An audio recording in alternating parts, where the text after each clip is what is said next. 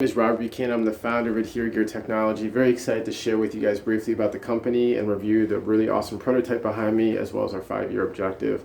So ADHERE Gear is focused on the deployment of a 5G network-controlled retrofit kit for refrigerated containers.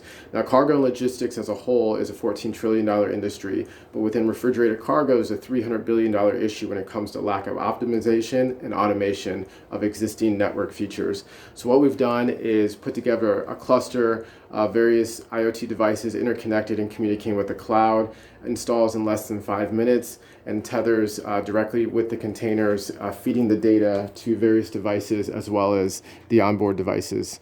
So let's go ahead and dive right into the prototype. So looking at the onboard features on the software side, being able to have document control, looking at permits, cargo insurances, bill of lading, any documents that are highly pertinent and important to the shipping of the secured cargo is very important. Having an onboard sensors, looking at the humidity, temperature, gas, GPS location, all the staple items that you need to know to ensure the cargo is in safe and secure condition. And then also just direct control over the different features. Now, this software is highly scalable and deployable on multiple devices.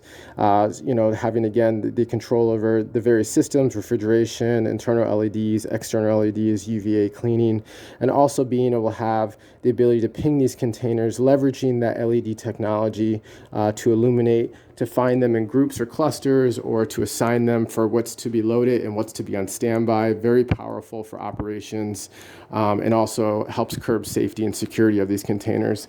Looking inside, we did build our own 12-volt internal refrigerated system specifically just for this prototype to cool this small square footage inside this compact prototype. Not to exceed load line, very important in the industry. Currently, all they use is red tape with a little label. We actually punched it to a new level and said, hey, let's illuminate this. Let's run a laser and let's tie a sensor to it to make this a more powerful indicator.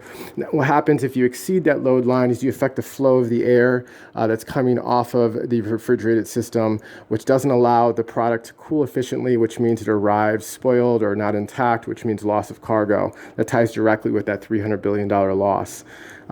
The system itself, we did have to build a 12-volt supplement battery supply system just for this prototype, but it does exemplify domain expertise in terms of battery diagnostics and battery generation. And at the same time, we did have to build a 12-volt cooling system just for this prototype to be able to cool the square footage inside. It is sustainable, which is very important for our 5-year goal.